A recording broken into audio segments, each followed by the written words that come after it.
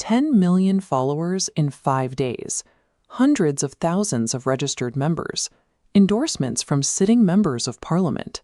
These are the metrics of a massive, highly coordinated political mobilization. But the entry requirements for this specific organization are slightly different. To join, applicants must formally declare that they are unemployed, physically lazy, and chronically online.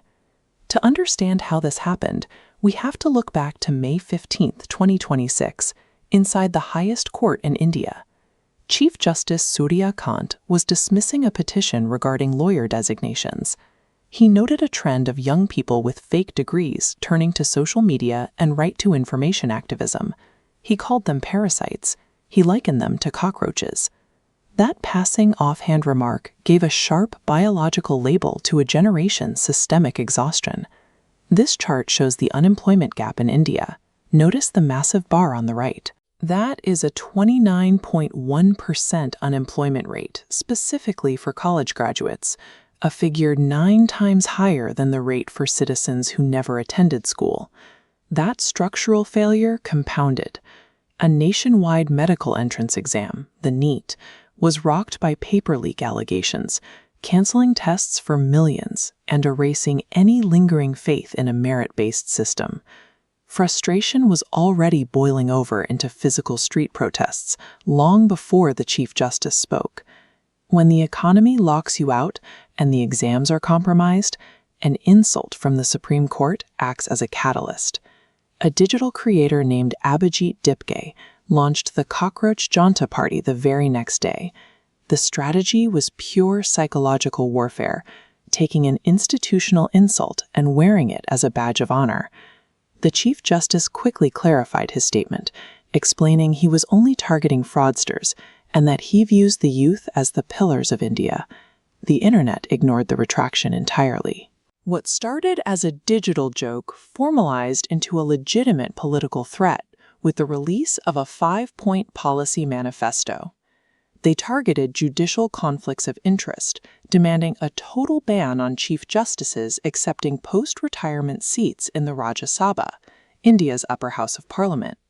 They went after crony capitalism, explicitly calling for the cancellation of media licenses owned by mega conglomerates like Reliance Industries.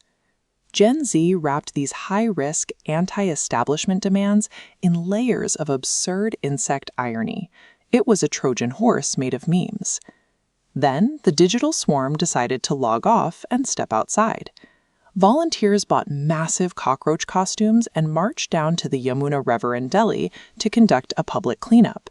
The costumes were ridiculous, but the trash they were picking up was a very real toxic environmental disaster that the city had ignored for decades.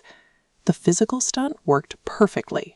Mainstream politicians, including Member of Parliament Mahua Moitra, immediately tried to align themselves with the viral momentum. By deploying pure absurdity, these volunteers hijacked the national media cycle and forced the country to look directly at the reality of its youth. The Cockroach Janta party is a diagnostic tool. It measures exactly how far traditional democratic frameworks have failed to connect with young citizens. We often hear that young people are apathetic. They aren't. They are highly organized, but they have abandoned legacy political structures to build their own systems of mobilization online. Biologically, the cockroach is famous for one specific trait. It survives catastrophic environments that wipe out everything else. India's youth adopted this insect to send a distinct message.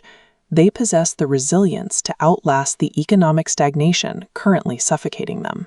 When an unemployed generation organizes around a satirical identity, it is a mirror reflecting a broken system, a threat to the establishment, and a promise that they will not be crushed.